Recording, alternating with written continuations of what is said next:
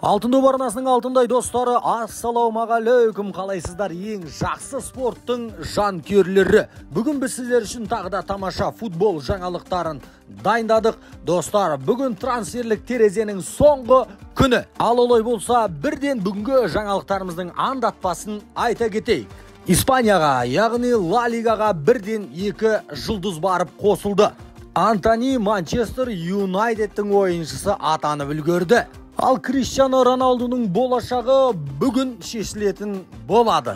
Осы және басқа да футбол ақпараттары бүгін біздің арнамызда. Алтын доп арнасымен бірге болыңыздар, достар. Олай болса біз бастаймыз. Сіздер бізді білесіздер, біз әдептен озбаймыз, көп созбаймыз.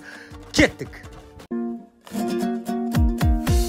Челси клубы Пьер-Эмерик Обамеянгты алуға өте жақын. Обамеянгты Челси клубы таңдады, оларда тағы да бір таңдау болса да.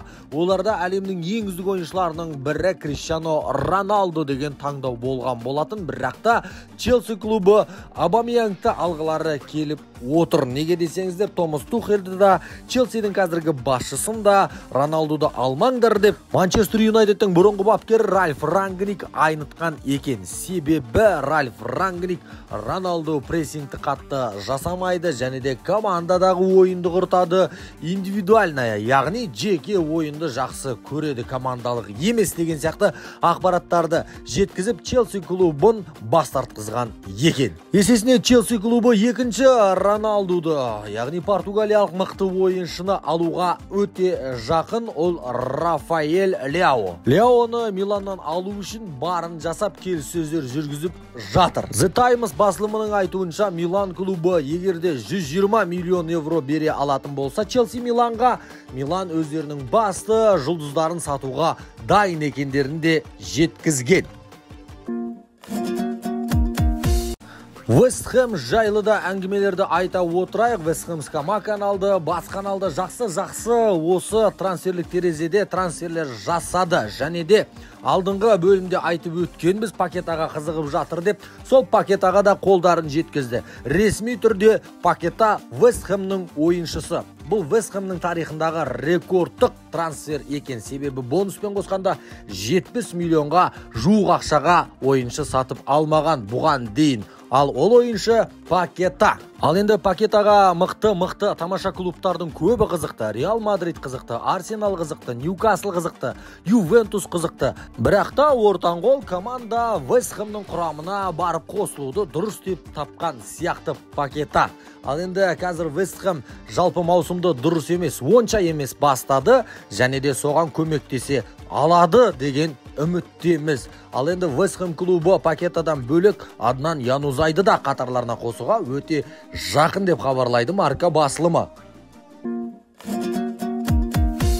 Ал Манчестер Юнайтедтің жанкүйерлерін шын жүректен құттықтаймыз, себебі өте мықты. Бүкіл әлем, барлық сарапшылар үлкен болашақ күтіп отырған талантты ойыншы Антониді қатарларына қосты. Әлбетте аз ақшаға алған жоқ, бірақ та сол болашағынан үміт күткен сарапшылардың көбі өте үлкен ақшаға алып қойды. Бұл ақшаны ақтаса жақсы дегенде ойларды айтып жатыр. Антониді 100 миллион евроға алды, және де бонустары да бар. Жалпы Антони мықты ойнады, жақсы ойыншы. Бірден орнынан жүгірген кезде жылдамдығы өте мықты. Дриблинг, алдасу, керемет, удар, тамаша. Бірақ та бұның бәрі Голландияның лигасында, Нидерландының лигасында болды. Ал Антонидің келіп жатқан лигасы ол АПЛ. АПЛда халям-балям деген әңгіме жоқ, мықтылар жеңе береді деген нәрсе жоқ. АПЛда ең бірінші орында тұрған команданы жай ғана асты жақта жүрген команда ұтып кете салады. Түсініксіз. Сондықтан да АПЛда ашыла алады ма, алмайды ма, оны жақын арада көретін боламыз. Бірақ та Эрик тен Хаг кәдімгідей өзі қалады бұл трансферді, және де қол жеткізді. Енді Эрик тен Хаг бұл жігітті қалай пайдалануды біледі деп сенеміз. Және де Манчестер Юнайтедтің жанкүйерлерін тағы да құттықтаймыз, тамаша трансфер. Трансферлік терезе жабылатын күн және де ресми ақпараттар көп болады. Мүмкін дегеннен қарағанда солардың бірі Андер Эррера Испанияға келді. Атлетико Билбаоның қатарына қосылды. Әлбетте әзірге жалға алды, бірақ сатып алу құқығымен. Бірақ та қаншаға, қандай ақшаға Эррера қандай жалақы алады деген ақпараттар жарияланған жоқ. Эррера өзі бастаған осы клубта өзінің мансабын аяқтауы мүмкін, себебі жасы да келіп қалды, 34 жаста. Билбаоға сәттілік тілейміз, Андер Эррераға сәттілік тілейміз. Эррераның жасы 34-те болғанымен, осы маусымда да, келесі маусымда да әлі көрсетері бар деп сенеміз. Испанияға тағы да бір алпауыт келді. Қайда барады, қайда барады деп жатқан едік. Эдинсон Кавани мырза Испанияға келді. Валенсия клубының қатарына қосылды. Өте сәтті, мықты трансфер деп санаймыз. Кавани үшін де өте жақсы команда болды. Валенсия үшін де өте сәтті трансфер болды. Испанияда Эррера мен Каваниға тек қана сәттілік тілейміз. Ливерпуль клубының бас бапкері Юрген Клоп жартылай қорғаушы керек деп жатыр деген сұхбатын сіздерге айтқан болатынбыз. Сол жартылай қорғаушыны тапқанда тәрізді өзіне керек. Ол Дортмундтық Боруссияның жартылай қорғаушысы Жуд Беллингем атты жас талант. Дәл осы ойыншыны Юрген Клоп өзінің командасының құрамында көргісі келеді. Ал Жуд Беллингем мен Ливерпульдің басшылары келіссөздер жүргізіп көрген, ал Жуд Беллингем баруға дайынмын Ливерпульға деп жауап берген екен. Жуд Беллингемға білесіздер, Реал Мадридта қызығушылық танытып, ен салып қойды. Басқа да командалар қатарда тұр. Бірақ та Жуд Беллингемнің өзінің сұхбатында мен осы маусымда ешқайда бармаймын, Дортмундтың қатарында ойнаймын деген еді. Ал енді The Athletic басылымы Жуд Беллингем Ливерпульға деп жауап берді деді. Кімге сенерімізді білмейміз.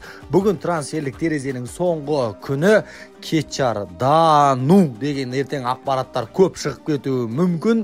Себебі бүгін неше түрлі ойламаған, болмаған трансферлер орын алып кетуі әбден мүмкін достар. Сондықтан да Жуд Беллингем ертең Ливерпульдің ойыншысы деп танылатын болса, таңғалмаңыздар. Ал енді Беллингем Ливерпульдің өзімен келісіп қойды. Енді Ливерпуль Дортмундпен келіссе, бұл трансфер орын алатын болады.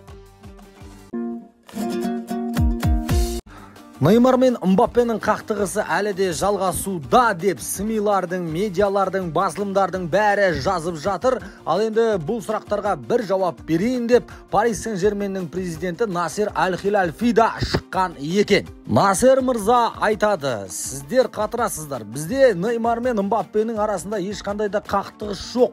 Болған шығар келіспеушіліктер бір-бірімен, бірақ та ол қақтығысқа барған жоқ. Барлық қақтығысты, барлық жалған ақпаратты шығарып жатқан сіздер. Менің өзімде, мысалға, әпкеммен болсын, қарындасыммен болсын, досыммен болсын, бауырыммен болсын, сөйлесіп қалам, келіспей қалам, бір-біріміздің пікірлеріміз бір-бірімізге келіспей қалады, ұнамай қалады. Ондай нәрсе бәрінде болады. Дәл сондай жағдайды қақтығыс деп, одан арғарай өршітудің не керегі бар деп СМИ-ға жауап берді. Ал енді шынымен де келіспеушіліктер бәріміздің арамызда болып тұрады. Сондықтан да мен СМИ-ға, басылымдарға сенгеннен қарағанда осы Парис Сен-Жерменнің президенті Насер мырзаның сөзіне сенгім келеді. Неймар мен Мбаппенің арасы жақсы дегенге сенгім келеді. Ал достар, біз Криштиану Роналдуны қайда кіргізбедік? Барлы жаққа жіберіп, қайтадан қайтарып алдық. Емеуді қалады дедік, ол да болмады, басқа да болмады. Бүгін нақты нүктесі қойылатын күн. Криштиану Роналдудың өзі Чемпиондар лигасында бір түн болсын ойнауы үшін Спортингқа баруға да келіскен екен. Өзінің шыққан жеріне, ең балалық шағына, тамаша кезіне барып мансабын аяқтайын деген шығар. Спортингқа да баруға келісімін берген, бірақ та Спортингтың бапкері Рубин мырза, егерде Криштиану Роналду Спортингқа келетін болса, мен бұл команданы басқарудан, баптаудан бас тартамын деген сұхбат берген екен The Times басылымына. Ал керек болса, біреулер Криштиану Роналдоны баптауға жете алмай жүрсе, біреулер жұмысынан да бас тартып жатыр Криштиану Роналдоны келмеуі үшін. Бұндай да қызықтар болады екен. Осылайша Спортинг клубына қосылу деген жоспар кесіліп тастады. Тағы да бір жоспар бар, тағы да бір клуб бар, ол Наполи. Наполи клубына Криштиану Роналду баруына рұқсат берген. Дәл қазір агенті осы жұмыстармен жұмыс жасап жатыр. Sky Sport басылымының айтуынша, Sport.1 басылымының айтуынша, Криштиану Роналду Наполидің ойыншысы атануға сәл-ақ қалып тұр. Себебі екі жақтың да келісімі мықты. Келісім былай. Криштиану Роналдуны Манчестер Юнайтед Наполиға жалға береді, және де барғанда жалға берген ақшасын Манчестер Юнайтед өзі төлеп береді, Наполи емес. Ал енді Наполидан не алады? Манчестер Юнайтед Асим Хэн атты мықты шабуылшыны алады 100 миллион евроға, және де Криштиану Роналдуны беріп, Криштиану Роналдуның айлығын да өздері төлеп беретін болады. Ал Наполиға не пайда? Наполи әлемнің ең үздік ойыншысын өзінде ойнатады. Асим Хэн үшін 100 миллион евроны алады. Ақша да бар, мықты шабуылшы да бар, және де Криштиану Роналдуның арқасында көптеген демеушілерді де өзіне тартатын болады. Осылай достар, бүгін Криштиану Роналду жайлы ақпараттардың нүктесі қойылатын күн. Алтын доп арнасының бүгін сіздер үшін арнайы дайындаған футбол ақпараттары осындай. Ұнаса лайктарыңызды басып, бүгінгі жаңалықтарға қатысты ой пікірлеріңіз болса, міндетті түрде комментарияға жаза отырыңыздар. Ең бастысы достар, бізбен бірге болыңыздар, себебі біз сіздермен қоштаспаймыз, бұйыртса ертең кездескенше дейміз.